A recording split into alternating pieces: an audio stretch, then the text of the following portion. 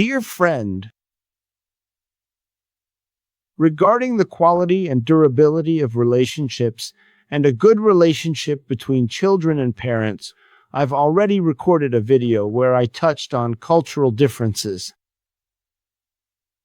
Actually, I recorded two videos on this topic and how every culture has its own pros and cons. Just like every person has their own pros and cons, every culture also has its own pros and cons. Specifically, this topic, the quality and the long-term durability of the relationship between parents and children, or even children and their parents, is something that I can speak about from a few different angles. It is a complex subject, and I have several perspectives I would like to share with you today. For one thing, I'm an Iranian doctor myself, and I've been living in Canada for 12 years with my spouse. We got married 36 years ago and have one child, a son who is 33 years old. He lived with us until he got married a few years ago right here in Canada, and even after he got married, he still lived with us for a while.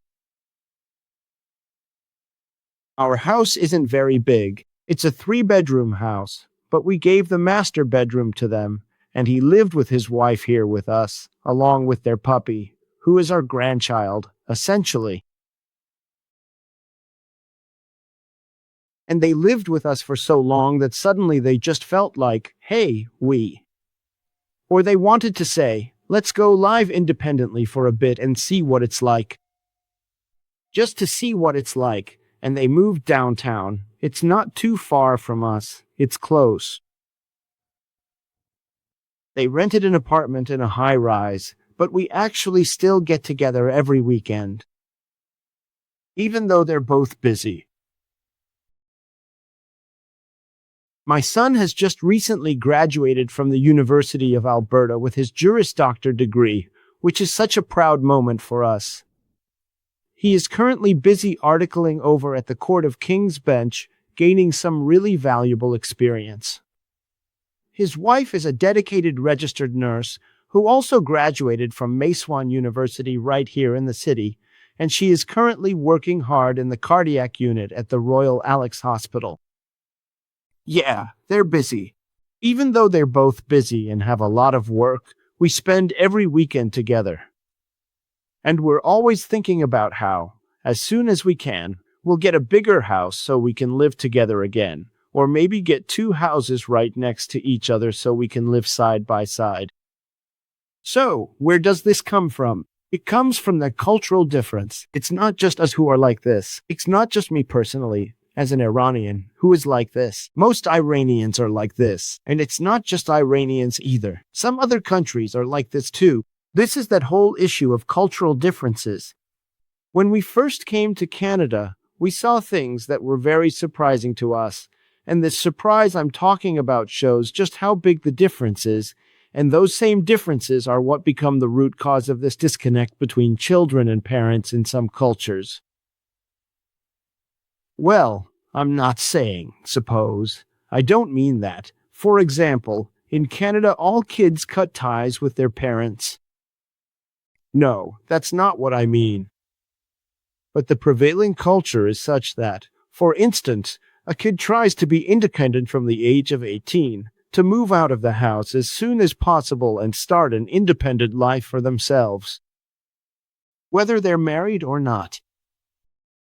This is actually something that's accepted. Well, this has some pathology to it. Right. It actually becomes the root of a bunch of issues that I'll explain now. Regarding the things I mentioned that used to surprise us. One of them is, for example, when we go to West Edmonton Mall, we go there a lot. It's right here in our own city, you know. We'd see a mom and dad walking ahead with long strides, and 1, 2, or 3 kids of all different sizes running behind them. Then, for example, one of them, usually the youngest, falls down. Pay close attention. They fall down. Then the parents, well, after a while, the parents notice and turn back, and they see this kid has fallen behind and is just kind of confused, not knowing what to do. The parents just stand there and watch until the kid gets up on their own and catches up. So, what's the deal with that? We know the deal is that the culture here is, hey, raise your kid to be independent and strong. Raise them to be independent. Let them stand on their own 2 feet. Let them handle their own problems. Right. Keep this side of the story in mind. Okay, that's one justification, right? It's a point that isn't unreasonable. But on the other side of things, the issue is about excess and deficiency. What does that mean? Again, I'm saying neither food that's too salty is good, nor food that's bland. You can't eat food that's too salty, and you can't eat food that's bland. Right. What does that mean? It means, okay, if you're going to teach a child anything, consider the timing too. What I'm trying to say is that the discipline you have and that we're talking about, you're starting way too early. This doesn't have a good effect on a child's psyche. Being supportive, hugging the child, and giving them this feeling that I'm with you and I'm by your side, stays in the child's mind for as long as they live. Whether as a vivid memory, or as memories that are stored in their subconscious, that RNA, the friend of DNA, in their brain, and that is exactly what determines the base and foundation of our behavior. We are all products of our own culture, or at least the culture we grew up in, right? Right. So, one thing is that we start early.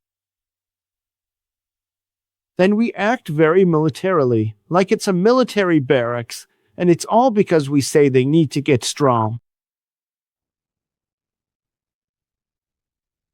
The kid needs to get strong, right? The kid needs to be able to stand on their own 2 feet. All of that is fair. But believe me, the love that parents need to give their child and that supportive embrace, its importance in the child's future life is far greater than this training. This, shall I say, boot camp, as the military folks call it. Its importance is much greater than that. Much, much greater. Honestly, the damage and pathology start right here. Okay. So, what do we end up doing? In fact, we consider that in some families, with the idea that a child needs to stand on their own 2 feet and be strong, we apply discipline that is neither proportionate in intensity nor started at the right time. I mean, we have different types of discipline, right? For instance, a discipline like, hey, the kid needs to be up at a certain time in the morning. Well, until the kids start school, they can sleep in whenever they want, right? Then, once they start school, naturally they're forced to wake up at a specific time, I was just giving that as an example. It's the same for everything. We introduce discipline for everything only when it becomes necessary. Especially when starting that discipline, the child needs help and support. They need to feel that there's a supportive embrace around them, since they aren't used to it yet. This way, they go through those stages with a secure psyche and a sense of safety. Step by step.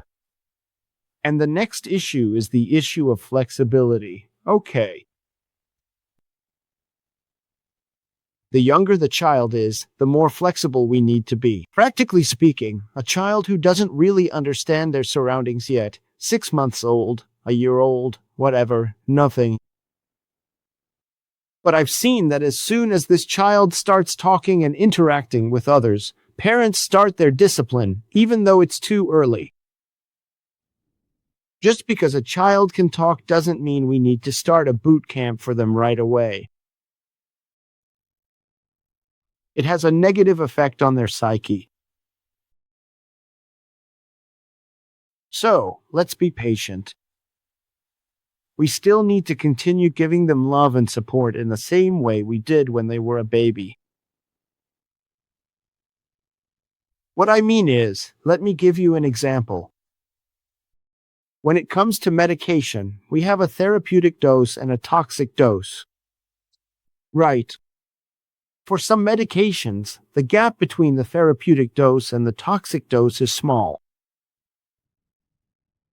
For some medications, the gap between their therapeutic dose and their toxic dose is large. Meaning, if someone takes a little more than the therapeutic dose, they won't get poisoned anytime soon. Or symptoms of poisoning won't appear in them.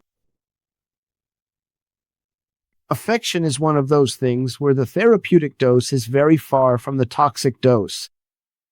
So, don't worry about it at all. Why did I say that? I mean, I'm not saying that affection doesn't have a toxic dose. It does, but that threshold is just way up there. In some families, for example, you see a child at a party who is, say, acting out, being rowdy, hitting things, knocking stuff over, jumping on tables, chairs, and so on. Then, for instance, the host tries to say something to the parents, in a way that doesn't come off too harsh.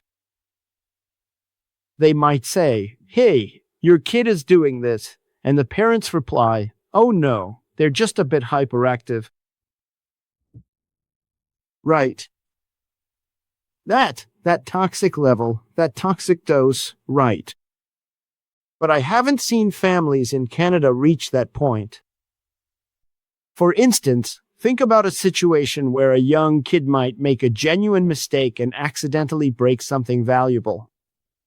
But afterwards, it's like their little soul just completely leaves their body out of sheer, overwhelming fear. And honestly, that's just a simple mistake, just a total accident. Well, adults make those same kinds of mistakes and have those accidents too, don't they? Okay, the next thing I really want to bring up in this same context is what I like to call a golden tip. The golden tip is that whatever you give in terms of genuine affection, that warm, protective bubble of support you provide to your child, it actually gets saved up for you, even by the time they're 18 years old. I actually coined this term myself. I haven't seen it anywhere else. So, what exactly do I mean by saved up? Think of it just like a very precise, reliable bank savings account. This precious savings, built up deep within the child's soul and psyche, truly boosts the quality of the child's mental and emotional connection with their father and with both of their parents, really, with their mom and their dad.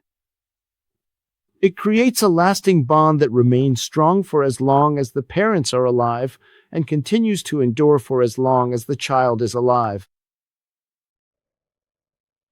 Now, those parents who say, "Look, at 18, goodbye and take care."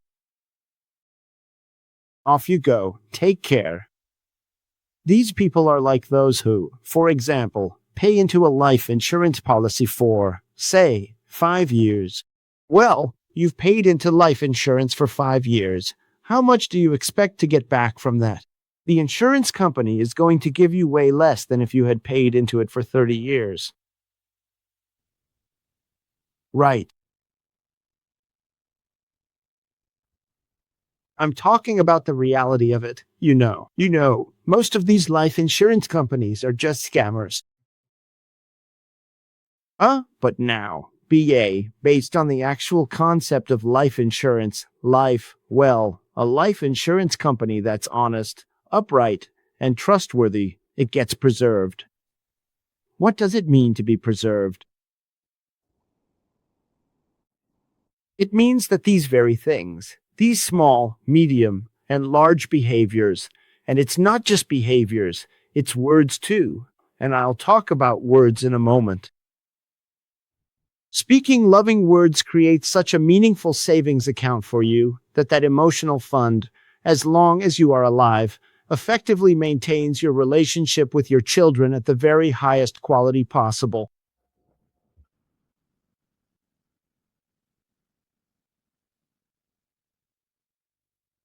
Regarding words, there's another point about a cultural difference I've noticed. For instance, let's say, comparing Iran to Canada, for example.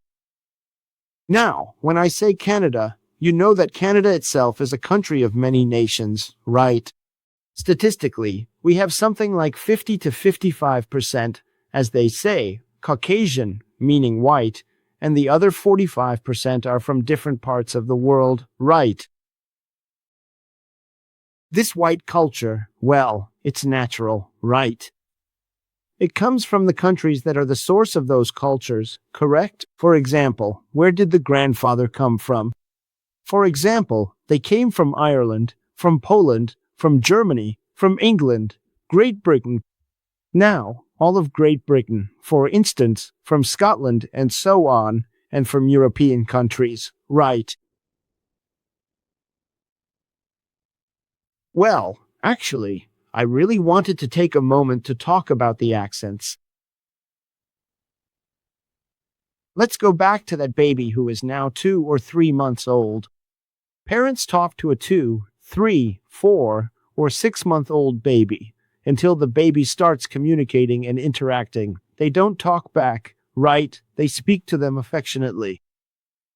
They talk to them in baby talk, right? We have an expression in Persian, which I'll mention here, though it's useless to translate it. But you'll probably get what I mean. What I mean is that for this category, we have a name, we have a term. Well, talking in baby talk, that is. Well, as soon as this child starts standing up and walking, for example, their walking starts, their talking starts, the parents gradually stop doing that. Oh, my dear, it's too early, it's too early.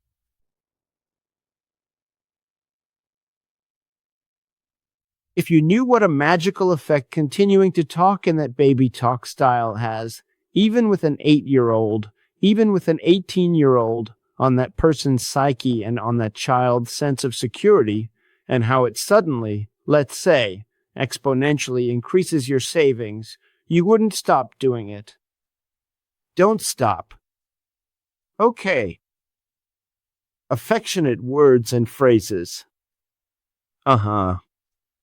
Now, why? Why are we hesitant? Why don't we do this? Huh? Where does this inhibition come from? Where does this barrier come from? For example, if I want to, say, use baby talk with my 15 or 18-year-old to, as they say, indulge them or baby them a bit. Huh? Right. Why don't I do it? Huh? This comes from an inner pride. A pride that isn't necessary. Well, that's putting it nicely, at best. I don't want anyone to feel bad, heaven forbid. I absolutely don't mean anything bad by what I'm saying. I want to try to get my point across. Okay. It comes from a certain pride. I mean, these parents, even more often, the fathers. What's it like? As the child grows up a bit, we feel like the child is now, say, sort of in my territory, like they're my rival. Huh, that's where it starts. If you feel a sense of competition with your child, right? Which, as I mentioned, a father, like a father with his son, often gets this feeling. I'm not saying always, but most of the time, a mother with her daughter. Well, don't. Your child isn't your rival. Your child isn't your rival. Your child is your child. They're your offspring. They're your blood. They're your cells. They're your DNA. They're you. I mean, does anyone really fight with themselves? Right. The thing is, take off those brakes, remove those obstacles, take down those barriers.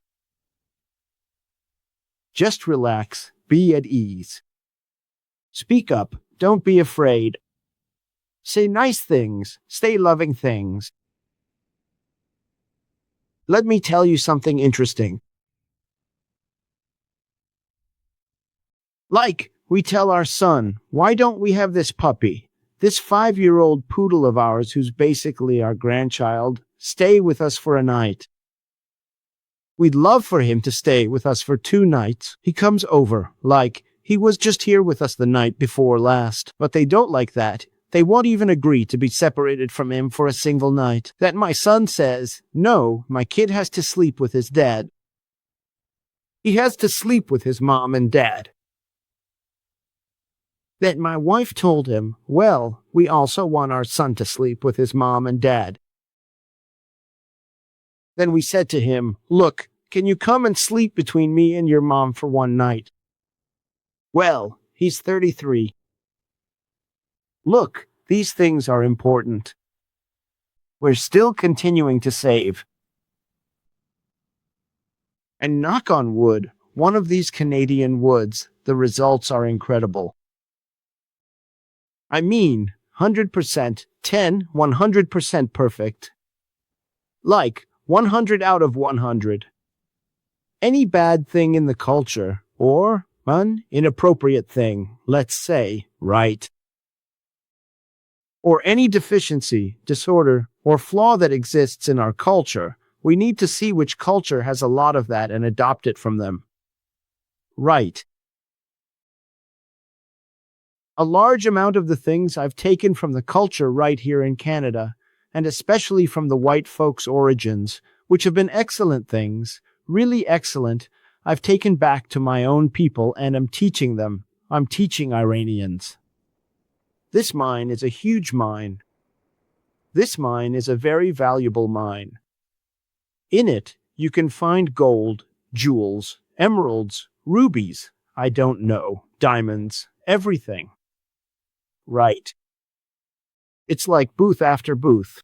Aha, we have the Heritage Festival in Edmonton every year on the first weekend of August.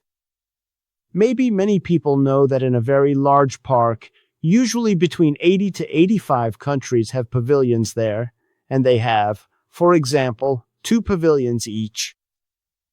One is for their handicrafts and cultural products, and the other is for their food.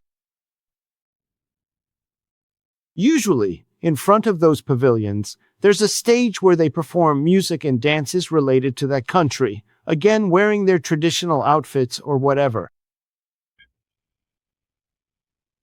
When you go and see this variety, or, as they say, variety, well, you see beauty.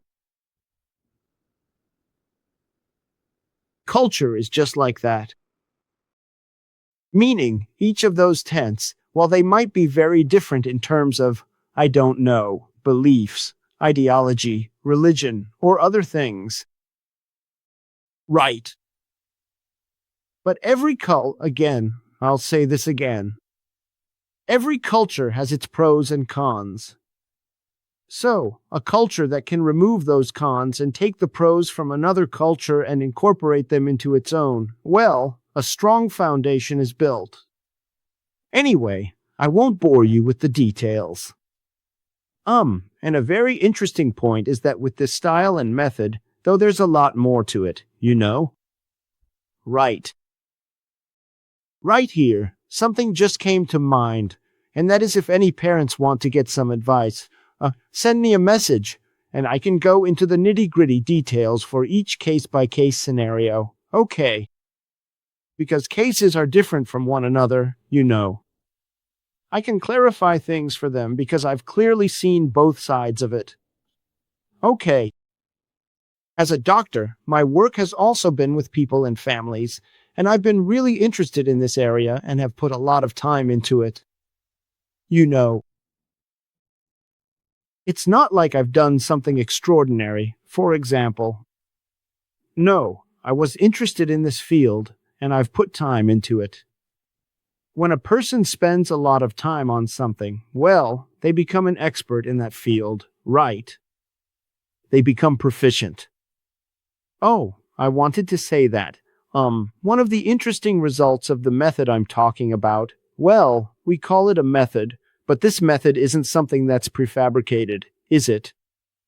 You know. It's culture. It's been around for thousands of years in that same region. Interestingly, kids who have good relationships with their parents handle their marriages in consultation with them. The kids do it themselves. It's not necessary for parents to intervene. I've seen it here, for example, when someone brings them over. Hi, this is my fiancé. Sir, this is my fiancé. Look, parents aren't just chopped liver. You could have at least consulted with them. I mean, you're only 20, 19, or 22 years old. It's true that you can connect, disconnect, and separate. Well, why? Why?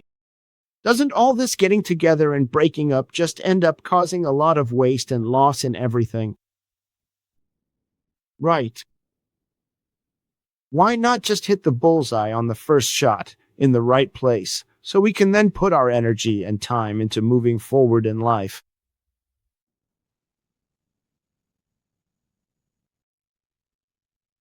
That's interesting.